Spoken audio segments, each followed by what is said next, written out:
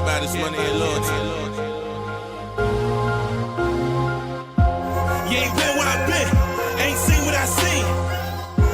See, I came from the bottom, struggle turned me to a king. I'm trying to win and put it on for my team. But they wanna see me lose and kill a young nigga dream. Like that.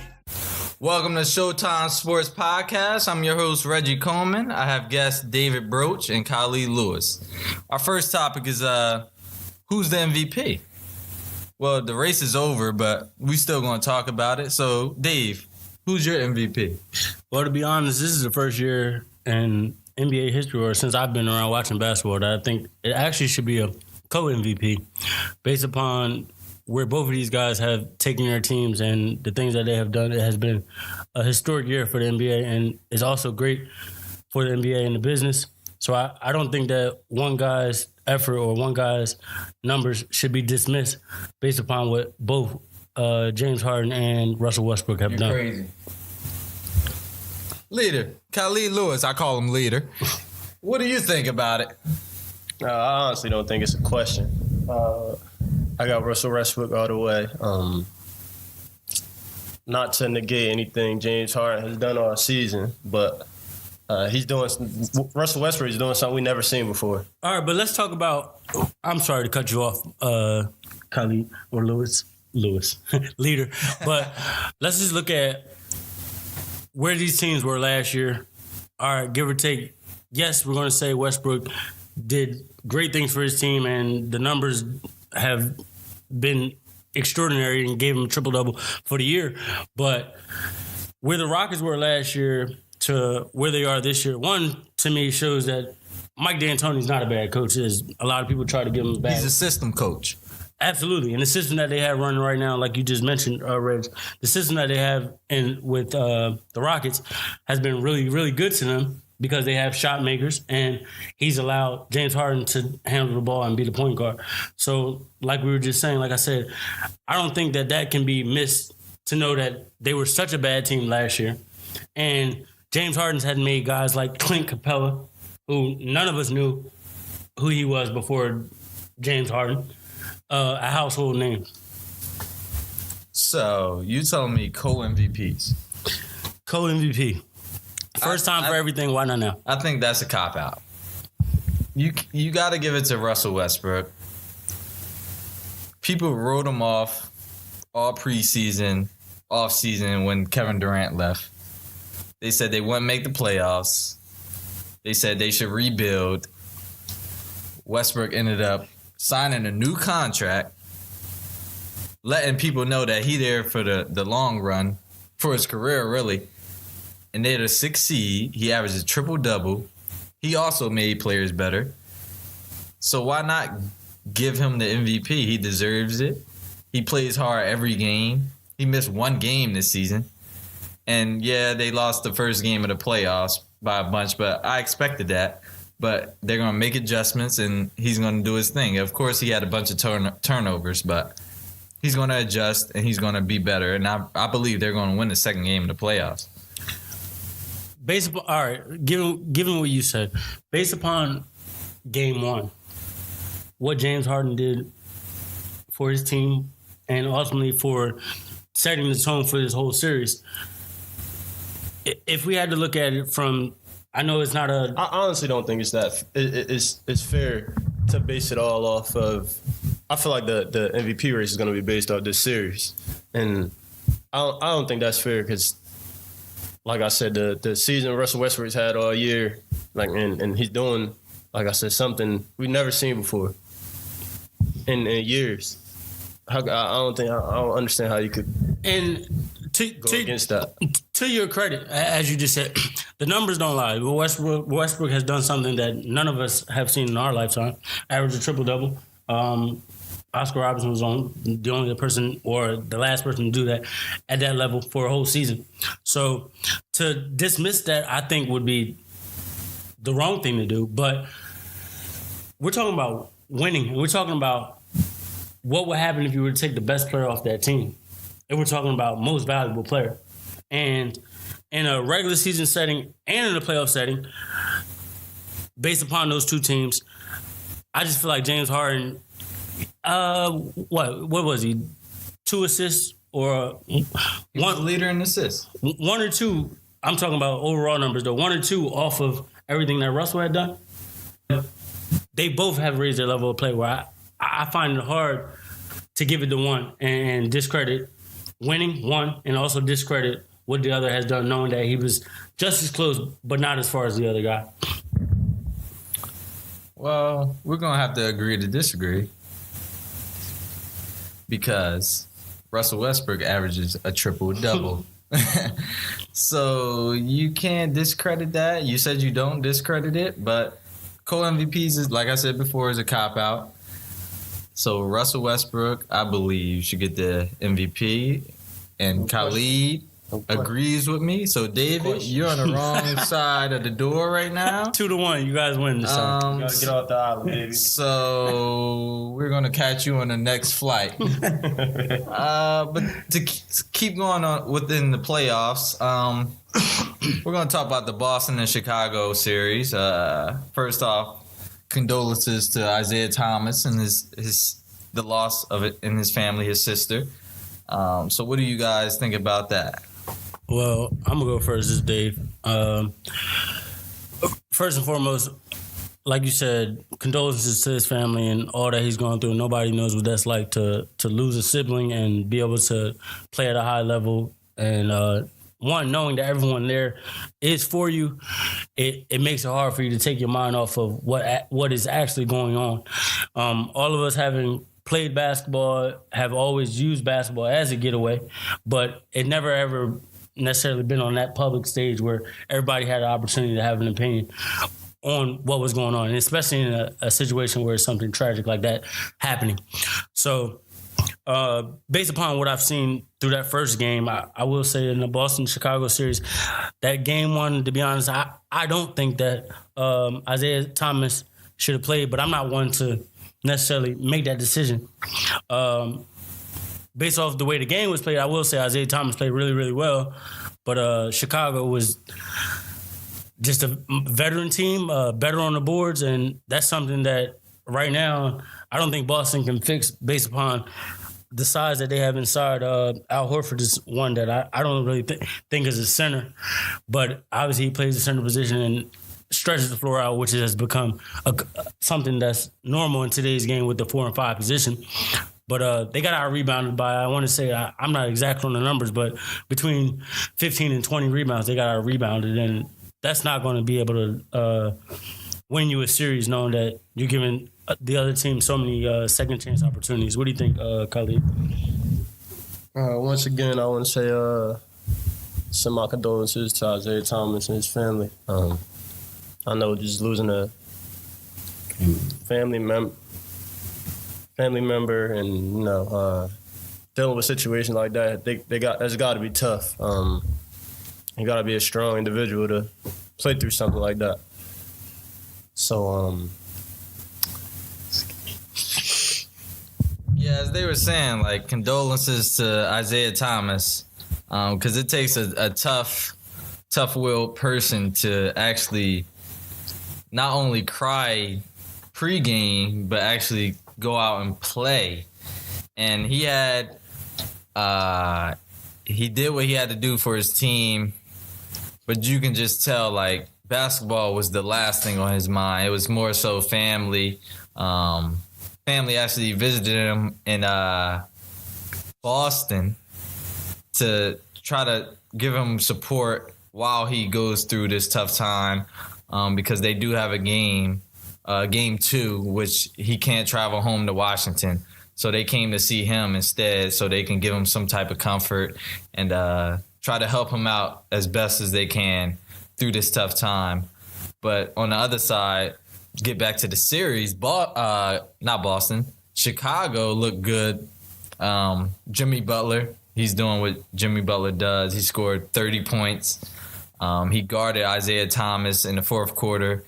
He shows that he's one of the best two-way players the game has. So what do you guys think about Chicago and what they did in the game? Before the series started, when I seen Boston will be playing Chicago, I knew they drew a tough HC. Just with the veteran players that Chicago has, you talk about Rondo, you talk about Wade, you talk about Jimmy Butler. Just those three names right there. Those are veterans in today's league, and obviously they haven't been playing well all season, but they just have that experience. They've been there.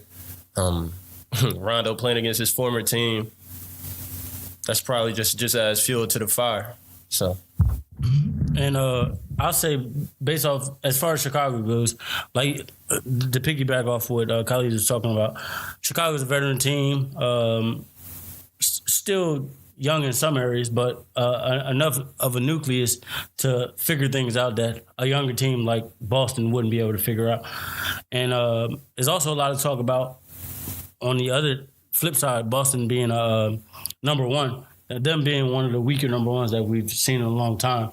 But defense has been their staple. And like I said, when Chicago's able to get to the boards and get second chance points, it doesn't really matter what your defense is looking like. You're giving the other team second and third shots, then Chicago's going to have a chance as long as they continue to rebound the way that they do. Yeah, I agree with you guys. And with Chicago, they have what I would say star power, in which they have two stars. Whereas Boston, they have one star and a bunch of like role players, I would say. So D-Wade, he always comes to play in the playoffs, whether he's not playing well in the regular season or he's injured. Once the playoffs come, he steps his game up no matter what seed they are, who he's playing against. So that's an added bonus in itself. Then you have Jimmy Butler, who's on the rise, who plays the best player on the team, and he scores 20-plus points a game. So when you add that together, you won't sit. Usually, if you look on paper, that's not an 8 seed. So Boston got the short end of the stick, and I think the Cavs, who many say played into trying to get the 2 seed to not have to face the Wizards in the second round, played a part in that. And as I talk about the Cavs, let's jump into this series. The Cavs versus the Pacers. I like the Cavs. I respect LeBron. They should have lost the last game, but they didn't. Like LeBron said, a win is a win no matter how you win. So, Dave, how you feel about the Cavs-Pacers series? I thought that through the last stretch of the season, the Cavs struggled a little, especially in the month of March or April. Right before, really both, right into the playoffs. And I thought that's something that they had to figure out, because we go from last year where we had a Cavs team that was efficient enough to do what they did, but early on, the ongoing conversation became about Kevin Love being hurt, them not having him, what that would be like. I mean, and that's something that no team controls. Right now, I think that in the series that the Cavs are in, playing against the Pacers, it's a for them being a little more experienced team. I would think that is a little more easier series. But after game one, like you said, me personally, game one, I thought the Pacers misfumbled a couple of plays down the stretch that They gave it away. Really gave the game to the Cavs, absolutely. And just watching a little bit of game two from what we've seen, the Cavs really showed their dominance or their ability to be a superior team in the East. So obviously, I do think that the Cavs are the favorite in this series. I think that the Pacers adding Jeff Teague did add a different dynamic to their team, but thus far through this series, he hasn't been able to be what I thought he could be for their team. So the Cavs still have some things to figure out, but I think this is a good series for them to figure out. And going forward, or at least for now, they should be able to figure it out and get rolling like a experienced playoff team has done in the past. I agree with Dave. One of my big things about the playoffs and beating all these top teams, like if you're playing against the Cavs or the Warriors, even the Rockets or the Spurs, I think it's about firepower. If you're not a team with that much firepower, you can't score the ball as much as them, teams like them, you're I don't know, at a loss. In Cavs have in the series.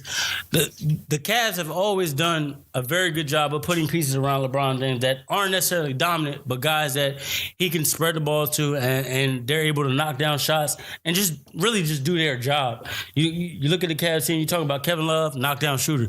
Talking about Kyle Korver, knockdown shooter. Talk about Shannon Fry, knockdown shooter. So although these guys aren't necessarily have superstar power, as Khalid said, just firepower, ability to do what it is that you do at a high level. And that makes you an effective playoff team and gives you an opportunity to win at the end of the day. Well, yeah, LeBron said he needed playmakers. He didn't necessarily get playmakers, but he's the playmaker, so they got a bunch of shooters around him. Like you said, Kyle Korver, Channing Frye, J.R. Smith when he's on. Shumpert can hit a couple jumpers here and there. Darren Williams, with the addition of him, he's a playmaker back in his day, and recently he's been playing well. So he has the team to at least get to the finals. Who knows if they'll win? They have to play defense. But as far as this series goes, I think it's a no-brainer. They'll probably sweep them, if not 3-1. And as far as the Pacers goes, they need to. It's pretty tough to beat the Cavs, but Paul George has to do what he's doing. Lance Stevenson, he has to be, I think, even more aggressive because he can get it done, but I think he's holding back just because he just was signed recently. He's trying to fit in with the new team, even though he was on the Pacers a couple years ago. But he's trying to fit in, make players better. But I think he should be more aggressive on the offensive side, scoring the ball, because he can pass the ball, he can assist. But because Jeff Teague is off and on, but Stevenson, he brings that edge to the team, just like Paul George. So I think Stevenson is a key factor in them winning a couple games in this series. Before we move on really quick, I want to piggyback also what Red said. Lance Stevenson, actually, after game one, was probably their second best player. And down the stretch, it was like you said, also what Khalid was talking about, firepower. It was like they had no one to really go to. And based upon game one, that last possession, it was almost like the coach didn't even prepare them for if Paul George is to get double teamed. What is going to happen if Paul George gets double teamed? So we ended up with who was that? CJ Miles getting the last shot of the game, and almost unexpectedly. So firepower is very, very important as we talk about the playoff stretch and trying to win a championship. Yeah, so I think we all agree that the Cavs will win this series, which is no surprise. Probably 99% of the world thinks that. So we're going to move on to another series that many people know they don't play well in the playoffs. The Clippers and the Jazz. Clippers, they have home court advantage. Rudy Gobert got hurt in the first play of the game, hyperextended his knee, and they lost at the buzzer to an old vet in Joe Johnson. So what do you guys think about this series and how the Clippers need to make adjustments to come out of the first round? And also, my favorite point guard, or was my favorite point guard, Chris Paul, how do he lead his team out of the first round of the playoffs? The Clippers, man, where do I start? The Clippers are a hard team for me to gauge, to be honest, because they've had those same pieces and those same guys there for a little while, where the recurring theme seems to be that we get in the playoffs and we struggle. Chris Paul, like you said, has always been a guy that I rooted for, somebody that I liked a whole lot.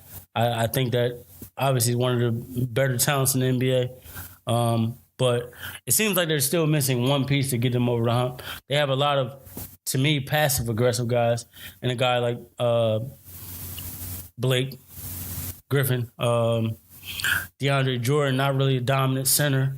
So you talk about guys with a whole lot of talent, but a team like the Jazz is going to bring they're going to try to win by committee. And like you said, once Gobert got hurt, there's no reason to me that the Clippers should have lost that game. But then you let a veteran like Joe Johnson just get an opportunity, and guys like that, when you ask me, they're going to be able to take advantage of the moment, being that they've been experienced and they've been in those situations enough time. Overall, I still think the Clippers should win this series. But after game one, knowing the way that went, it puts setback. It really is a setback, and you don't want to leave the door open for a team to do anything. I'm still picking the Clippers to win that series, though. What do you think, Khalid? I actually wasn't surprised about the outcome of this game. I think I had the Jazz winning this series. I don't actually agree with Mr. Broach or Mr. Coleman. They might be kicking me off the boat right here, but the Jazz are just a solid team, just a solid team. They have every piece. I mean, with Gobert going out, obviously that's a big loss, but I think when you look at the big picture, they have, like I said, every piece you need to be a successful team. And they have the veterans, the young players. They just have, like I said, every piece to make it happen. And as Dave said before, the Clippers, they've always been a team they could get there, but they never really push through. And I really don't see a difference from the team last year. So that's really gonna be a hard way for them to go. What do you think, Rich? Well, I agree with both of you guys, but I might have to be on the Clippers side, as I said before. 2-1. The Jazz do have talent, no question about it. They have Gordon Hayward. They have George Hill, who they signed. They have Derek Favors, who had a big game when Gobert went out. I just think the Clippers took their foot off the gas. Even though it was the first play of the game, they thought they had the game in the bag after he went out. But that obviously wasn't the case. You had Joe Johnson, who came in the fourth quarter, scored about 14 points in the fourth quarter of game one. And he had the game winner. They didn't call timeout after Chris Paul made the layup, the floater, to tie the game. They didn't call timeout. It was about 12 seconds left. He came down. He went back to his Phoenix Suns days, and he drove the ball past Jamal Crawford, who's known for hitting people off, but he's not known for playing defense. And he went right by him and shot a floater of his own over DeAndre Jordan, I believe. And that was the ball game. And after the fact, Chris Paul said that it's pretty bad that they lost that game but then he also went on to say that they always seem to lose their home games in the playoffs. But to keep it 100% honest, they lose the first round of every series. So I just don't know how you can come out, have home court advantage, fight all season or the end of the season to get that home court, and then give it up with a depleted Jazz team who's missing a Defensive Player of the Year candidate and Rudy Gobert. So it's really a setback for the Jazz. And the Clippers, they have to pick it up to make this a series and try to regain home court advantage when they get back to Jazz. But first, they got to win game 2. Anybody else have any thoughts on the Clippers Jazz? No, I'm just finished with. I think that it is important for the Clippers to bounce back and try to show at least that they're a little different than they have been in the past, and being able to find a way in the win in the playoffs. That has been the biggest hurdle for them to get over in the last few years. And like I said, it has been a constant, but something that as an NBA fan, as a basketball fan, you would hope that a team that talented would be able to get over. Anything else, Khalid? You good? No, I got the Jazz. I'm off the boat, right? You got the Jazz. We're throwing them off right now. So, last but not least, well, first off, Spurs and Grizzlies, it's pretty clear who's going to win that one. Spurs is going to win that one. So, yeah, I'm not going to talk about that one. So, the Greek Freak is a problem. He does everything. You put a center on him, they're too slow. You put a guard on him, he puts them in the post. How do you stop a guy that's 7 foot and does everything? I don't know, but maybe these guys know. Okay. Greek Freak to me is a special talent. Like you said, you put a bigger guy on him, he goes by him. You put a smaller guy on him, they're just too small. So I thought that coming into the playoffs, the Bucks were in the East at least, the Bucks were the scariest team to play. I didn't think it mattered where they were in the rankings. I just thought that they were a hard matchup because you're talking about a whole lot of length and size. We're not talking about just him. But at that position, and for those other guys to follow up and have the same length and ability to just distract and be a nuisance to the opposing team, I thought that was a scary matchup. I think that also affected Cleveland and their thinking. I really don't know what team has what they have. So it's a very special and unique situation that gives them an opportunity really to open the door against any team that they may face, regardless of the amount of talent, because they still have talent along with the size and length. As we talk about size and versatility, I think that played a big factor in Game 1, especially with the results of Kyle Lowry and how he performed. I think he had 6 points. 6'4", something, 6'4", 6 points. He wasn't very productive, and as you guys talked about size, I think that played a major role. Even with Corey Joseph, he gave them little to nothing, and I think just that size plays a big factor on that Milwaukee Bucks team. And as we talk about that series, as far as Toronto goes, coming in, and Toronto kind of reminds me a little of the Clippers, the Eastern version of the Clippers. And I'll say that because when you talk about playoffs, Toronto had we take a guy like DeMar DeRozan, who it's been very evident to me, at least, that he's worked on his game. He spent the summer working on some things that he wasn't able to necessarily do last year, knock down the mid-range, just get to his spots on the floor. And you have another guy on that team like Kyle Lowry, who all season long, we could argue that he was a first or second team NBA guy. And then we get into the playoffs where it's been a constant, where he hasn't been able to show up at least. They've added a guy like Serge Ibaka, who gave him an interior presence and a stretch. PJ Tucker to stretch him out. Right. So guys that you had to stretch the floor out. And like I said, Serge Ibaka, we all know him for his ability to defend, be athletic. And like I said, like you said, with a guy like Tucker, just to stretch the floor out. So I thought that was actually a good addition for them. But the theme, once again, seems to be reoccurring, where we get to the playoffs and Kyle Lowry is a no-show. And I think that in this series, against a team like the Bucks, you give them an opportunity to win a series. So overall in this series, I right now, based upon the first game, I'm going to say that the Bucks are going to go on to win this series. And if you told me to pick a team before the series started, I might have wouldn't have went that way, although I said that the Bucks were probably the scariest team.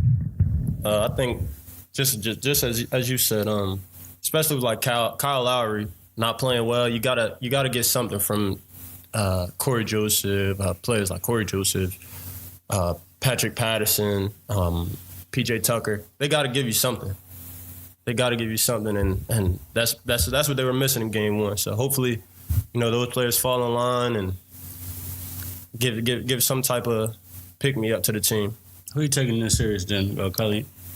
I was hoping for the Raptors, but like I said, it's going to be tough playing against that size, and it's 7-game series. That's tough playing against. All right, so 2-0. Hosts, who you got in that series?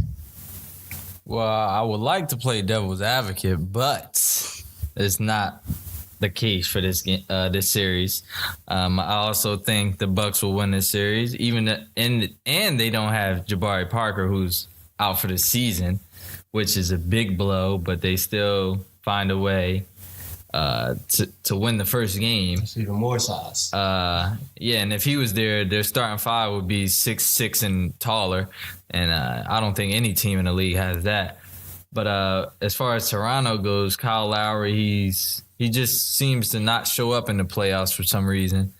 He doesn't hit shots. To his defense, this season he did just come back from a wrist or hand injury where he had surgery on his shooting hand. So to his defense, in a little bit, I'll give him a pass for the first game. But as he said in his post-game interview that I watched, he said it's not an excuse, which I agree with, but he'll be better next game. So we'll see in Game 2 if he gets better, if he got confidence in his shot again, or whatever the case may be. But for them to go far, for them to even win the first round against the Bucks, he has to be a key factor. I think he needs to score 20-plus points because DeRozan is going to get that regardless. For them to even be in the series, because the Bucks, with the Greek Freak, I don't think the Raptors have anybody to stop him because he's just a walking mismatch. So, yeah, I'm going to have to agree with these guys and say the Bucks will win this series. So, as we move on, I think one of the better point guards in this league, people will say Steph Curry, which I don't disagree with, Kyrie. But talking about a complete point guard, I think of John Wall, who he's had 50-plus double-doubles over the season. He just gets it done. He gets his teammates involved, and he scores when he needs to, and he doesn't necessarily look to score, but when he has to score, he scores. But he always seems to have double-digit assists in every game, no matter how many points he has. So we're going to talk about the Wizards series, and I think the Wizards will win the series. But I don't know what these guys think because they've been unpredictable all night. So I'm going to go ahead and ask them who they think they will win. Okay, so we're talking about the Wizards. Wizards and Hawks, yeah. Wizards, Hawks. Wizards, all year long, I stay in the DMV area, so I've had an opportunity to see the Wizards more than I've seen anybody else. I honestly think they're the biggest threat to knock the Cavs off their throne in the Eastern Conference. Their bench isn't necessarily great, or hasn't been consistent, I'll say. But as Reg was talking about, John Wall, who I think has finally figured it out. I used to not necessarily care or like John Wall a lot because I thought he played at one speed, and I thought it affected the way he played. But he's really figured out the pace of the game, playing off ball screens, being able to knock down the mid-range and make those decisions to find guys off the screens and make things happen. In game one, we watched John Wall dominate the game, and his ability to find his teammates and other guys to make shots, that becomes contagious. You got guys like Morris who knocks down shots. Even Kelly Oubre comes off the bench, able to knock shots. I also like to pick up Brandon Jennings. I thought has been a quality, very solid pickup for them, and also been able to be effective, at least in game one, as they try to make a run in the playoffs. I think that, I saw after we watched game one, I watched Jason Smith got hurt. They're a little thin inside at the big position after Gortat. That'll be something they have to figure out. But I think as long as John Wall is able to make really good decisions and continue to play at a high level on both ends of the floor, because he's been very, very aggressive on the defense, and also that has helped their team and been asset for the things that they're trying to do or what they're trying to accomplish in the East. So in this series, I am going to go with the Wizards. I just think that John Wall is too much, and that team is top heavy, or as far as the Eastern Conference goes, they're on that first tier of teams, and they have enough to get them over the hump. I agree with Dave and Reggie. I probably have the Wizards winning this series. John Wall is just, as both these guys say, he's magnificent. He does the unthinkable. He leads his team. And I think this also brings up another, argument to something we brought up earlier with Russell Westbrook and the team he has. And if you look at the team he has and then you look at John Wall and the team he has, I don't think it's too much different. And I think John Wall has and the Wizards will be a little bit more successful just because they're playing in the East, which is obviously a weaker division than the Western Conference. But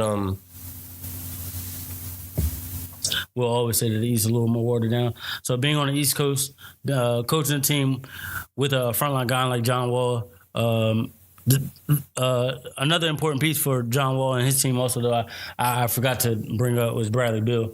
Bradley Beal's ability, to me, the second prettiest or second best, one of the top three shooters in the league. If you look at, just the way he's able to knock down shots for that team, I think that's very important for what they're trying to get done. And he did that at a high level down the stretch, which was a big key for what they did in game one. Yeah, as Dave said, Bradley Beal is a difference maker for them because John Wall is going to get his numbers. But it depends on whether or not Bradley Beal is hitting shots, making threes, really, and just attacking the basket because when he's aggressive, they tend to have a better outing in the games. But when it's just John Wall, and it's just John Wall all night, and no help from any of the other guys, they tend to not play as well, obviously. But yeah, like we said, I think the Wizards will win this series, but I'm going to jump over to the Hawks really quickly. Dwight Howard, he's not a factor as of now. He hasn't been a factor really for a couple years.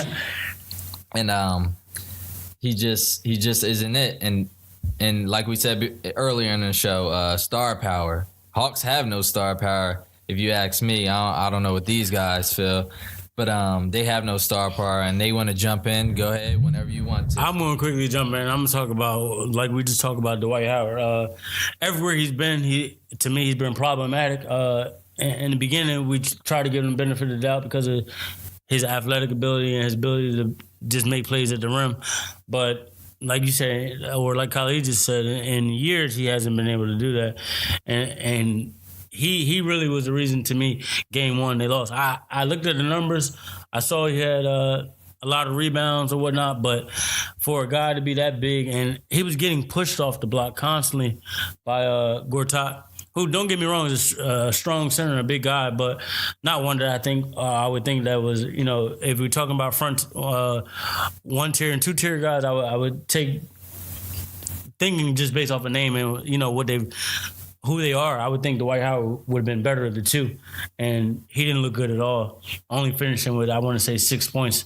So he was a really big disappointment. And you talk about the Hawks, like you said, the star power just isn't there. I'm not a big fan of their coach either. I don't know too much about him, but just off of what I see, what they have there, and not that they have a whole lot, but I don't really like the way that the system that they're running because. And it falls on, like I said, Dwight Howard and the coach being him being such a, we would like to call star power guy and not being able to give what that team needs.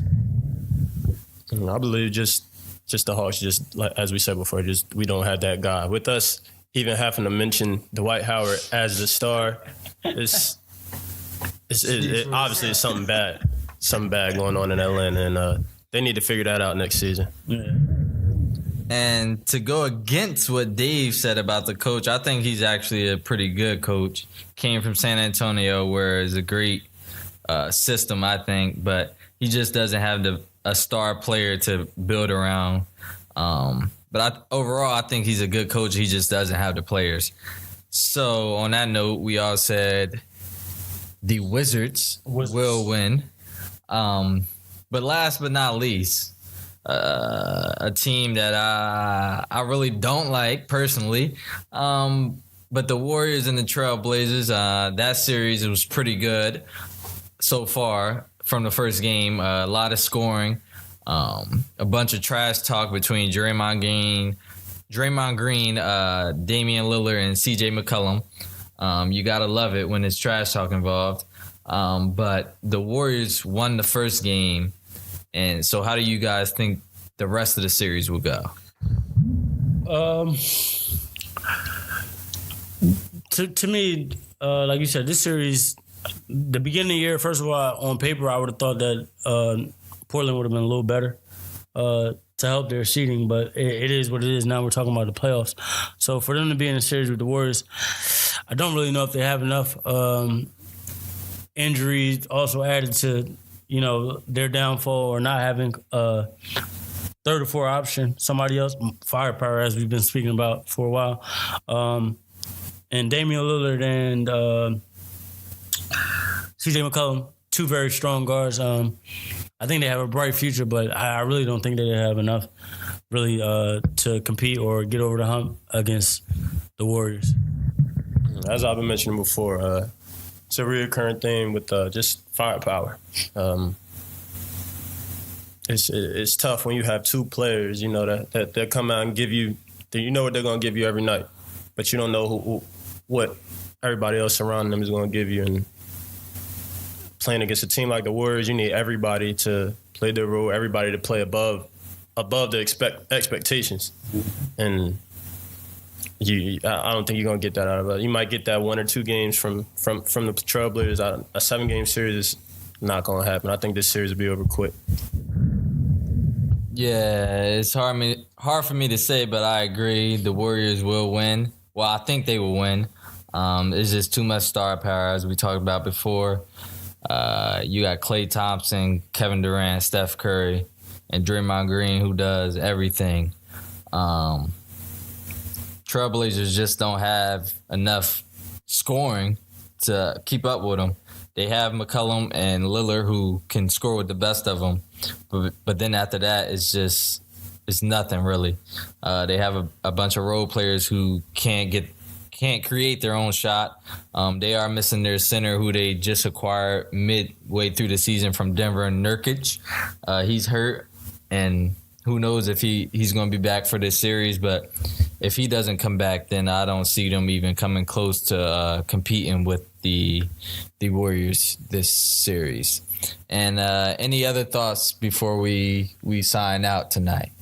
No, I think that we covered everything, and I'm just hoping for a good NBA playoff series. Being a basketball fan, I don't want to see necessarily sweeps. I mean, I'm sure 1 or 2 may happen, but I'm hoping just to see competitive basketball and just to see some transparency in the NBA, kind of like we saw in the college scene, to be honest. Because I think that is a platform that everybody's watching, and we want to see the best, obviously, but we also want to see some competitive play. I want to see some upsets, as Khalid said. You got Chicago, who's up right now. You have the Bucks, who's up. You have the Jazz, who's up. So there's a possibility for some upsets. And I just want to thank you guys for listening to the first podcast for Showtime Sports. I want to thank David Broach and Khalid Lewis for coming in and being my guests for today. And I'm Reggie Comey, your host. And I just want to ask you guys to subscribe and review and leave reviews on iTunes. And I'll appreciate it.